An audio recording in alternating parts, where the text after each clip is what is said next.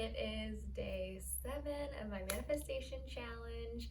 So it's been a whole week and I'm super excited. It's Monday. I'm pretty pumped to start a new week, and thankfully all the construction has stopped around me and I feel a little bit less kind of energetically overwhelmed from like just the weekend, and now I'm back into my mode.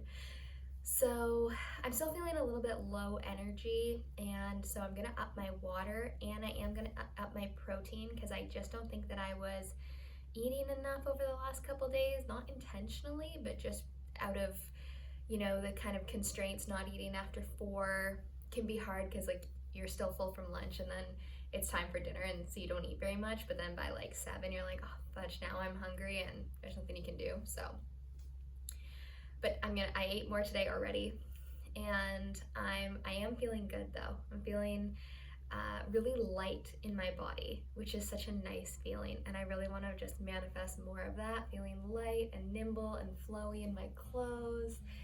And yeah, I did some little piggy tails today because essentially the topic that I want to talk about today is that whole fake it till you make it mentality. And when I'm not feeling my best, I tend to put on like a real miserable face. And I kind of developed this technique over the winter time when my boyfriend looked at me and said, wow, you're miserable a lot. And it struck a chord because I identify myself as a really positive person and I think I'm happy all the time. When he said that, I was just thinking, that can't be right. But then I started to kind of take stock as I moved through the next couple of days, and I was like, he's kind of right. I am really miserable. So I started fake smiling. And it creeped him right out at first. It's pretty creepy. You look like a creepy little doll in the corner. But if you can take a little bit of pleasure from that and force yourself. So I trained myself relentlessly. Every single time I felt myself start to frown, I'd flip it into a smile. It wouldn't reach my eyes. My brain knew it was fake at the beginning. But then if you hold it for like 2, 3, 4 minutes, all of a sudden something in your brain switches and you start to think about all the positive things and just like why things aren't actually so bad. And it's not even like, oh, I'm fake smiling and now I need to think about positive things. It'd be the fake smile only. And then my brain, I'd start to hear things like, well, could be worse, and, at least it's sunny out, and things like that, that I wasn't like consciously making an effort to think. So it really works. You have to, it's hard to force yourself into. It's hard to keep up and it's hard to do every single time. But if you can do those 3 things, after a month, you will have trained yourself to be like a super optimistic person who can just handle a lot more stress and who's just happier. So it really does work. And if that's something that you're trying to manifest, being happier and enjoying your life more, I would recommend really putting that into practice.